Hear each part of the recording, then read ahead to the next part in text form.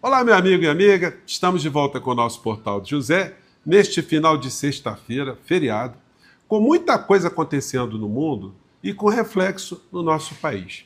Me refiro especificamente a uma orquestração que nasce aqui no país com a extrema-direita bolsonarista, em conexão com a extrema-direita de outros países e com o apoio de grandes estruturas econômicas e também com as big techs. Evidentemente, acabam influenciando alguns veículos de comunicação. Tudo isso voltado a atacar a nossa democracia, a nossa soberania, o poder judiciário, quando eles atacam a figura do ministro Alexandre de Moraes, que está resistindo bravamente.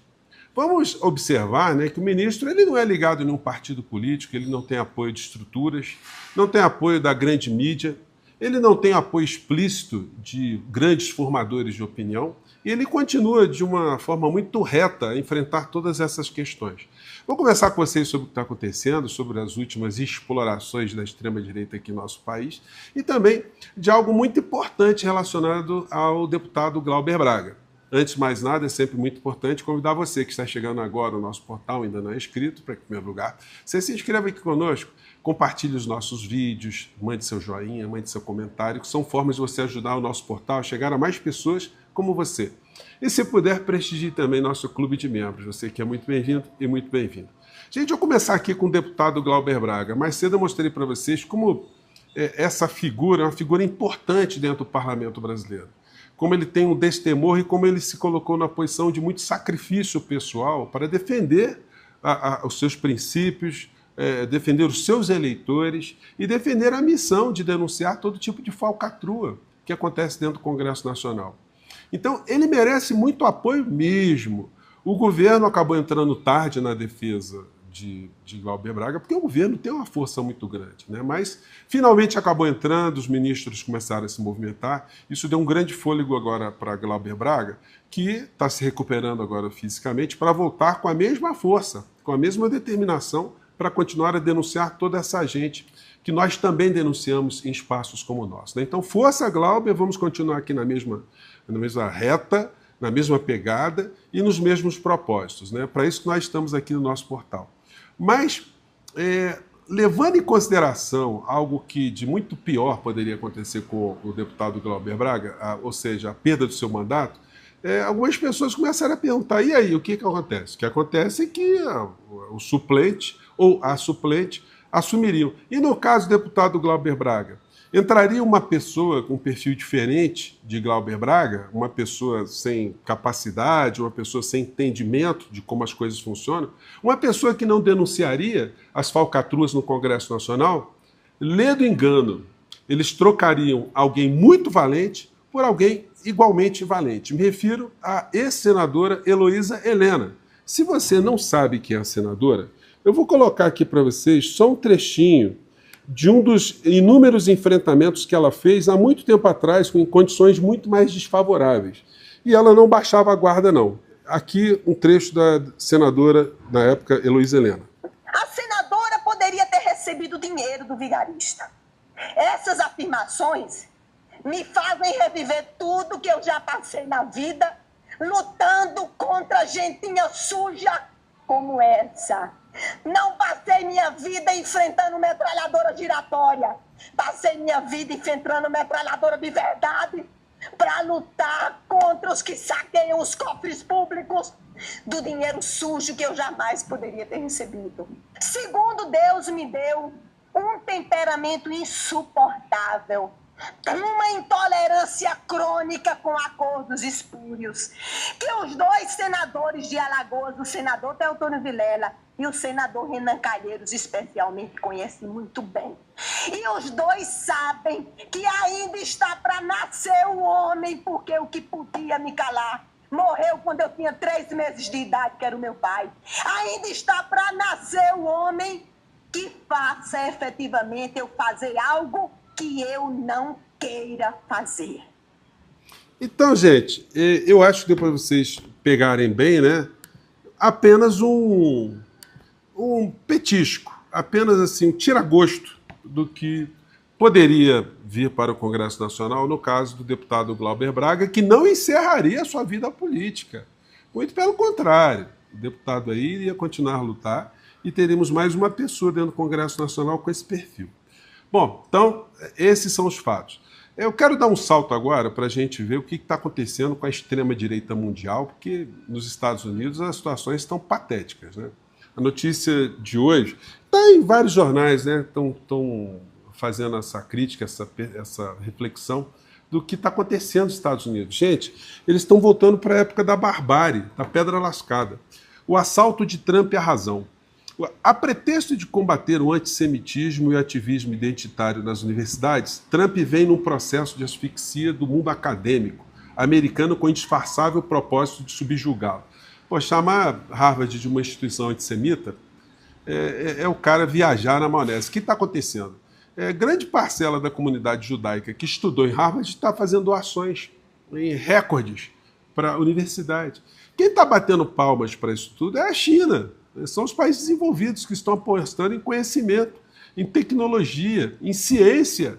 Os Estados Unidos estão voltando para a época da barbárie, da pedra lascada com isso. Eles acham que com o apoio, apenas, vamos dizer assim, das armas, eles vão manter o mundo ou parcelas da humanidade escravizadas, subjugadas para sempre. Olha, eles já perderam o bonde da história e não vai ser na base da violência que eles vão conseguir recuperar tudo, não. Bom, vamos acompanhar porque os recuos aí serão gigantescos, né? Não há a menor dúvida. Eu quero voltar aqui para o tema que eu abri no nosso portal de hoje, que é o que está acontecendo com o ministro Alexandre de Moraes. Aqui no canal Jets, tem uma manchete com a seguinte informação, com a seguinte abordagem. Alexandre de Moraes vira alvo da imprensa internacional e é chamado de juiz estrela, entre aspas.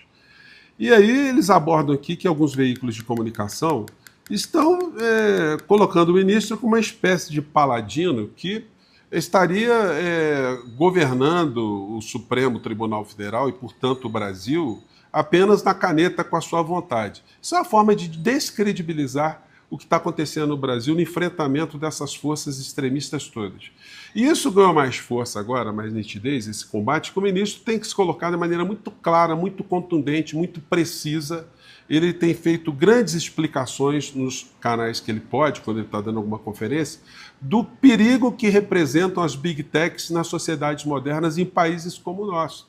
O que representa o poder dessas estruturas na desinformação, na corrosão da sociedade de um modo em geral. Daí ele vira inimigo dessa gente toda que tem uma conexão com a extrema-direita do nosso país e fora do nosso país.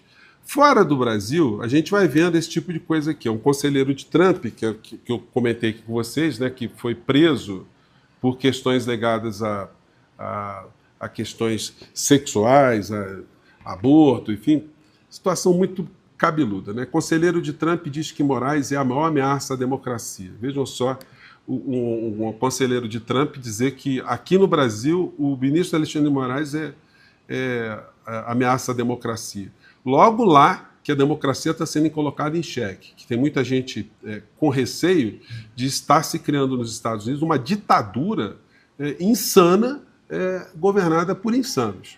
Aqui dentro a gente vê coro nisso, né? Porque o Inelegível publicou isso aqui na rede dele. Uma fake news de um desses extremistas de direita, o Cláudio Dantas, com o seguinte título: ex-assessor de Moraes, abre aspas, se eu falar algo, o ministro me mata ou me prende. Gente, é muita patifaria, né? Como é que a gente vai lidar com isso, né? Nosso papel é muito grande, é muito difícil, porque nós somos explicadores. E a gente lida com fatos, a gente lida com a verdade. Essa gente não lida com a verdade, essa gente não tem escrúpulos. E mais do que isso, eles não só não lidam com a verdade, como eles inventam muitos fatos, inventam muitas histórias, distorcem a realidade de uma maneira que fica difícil de você combater. Daí a importância de a gente ter cada vez mais lideranças explicando, vindo a público, ganhando opinião pública, para a gente fazer um contraponto a isso. Olha só que está no título aqui de um dos vídeos do neto do ditador. Ele coloca aqui: Trump aplicou um duro golpe nos financiadores de Alexandre de Moraes. Financiadores de Alexandre de Moraes? Então, ele está insinuando o quê? Que o ministro recebeu grana ilícita para fazer alguma coisa?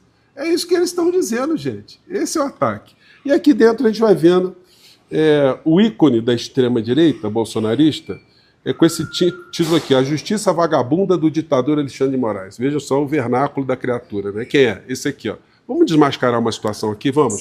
Idosos, donas de casa, mães de criança, por crimes que não cometeram. Eu vou citar um caso, o caso da Geissimara, que no dia 8 de 1, junto de um policial, ajudou a levar uma pessoa que estava passando mal para dentro do palácio. O palácio foi cercado, ela foi presa. Está 2 anos na cadeia, já perdeu mais de 20 quilos, já com crise de tentativa de suicídio. Até onde isso vai? A minha pergunta Agora a pergunta, senhor Malafaia.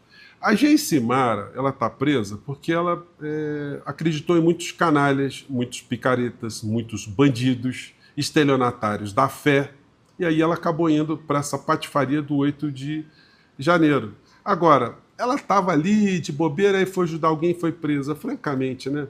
Agora, esse tipo de personagem que inescrupulosos, como o senhor Silas Malafaia, estão usando para tentar um projeto de lei de anistia, nós todos sabemos que está vazando água por todos os lados. Que esse projeto de lei é um projeto bandido para salvar o genocida. Não tem como a gente aliviar nas palavras, gente. É um genocida que ajudou a matar gente no nosso país e que tentou destruir a nossa democracia até para se livrar das imputações dos crimes que ele sabe que cometeu.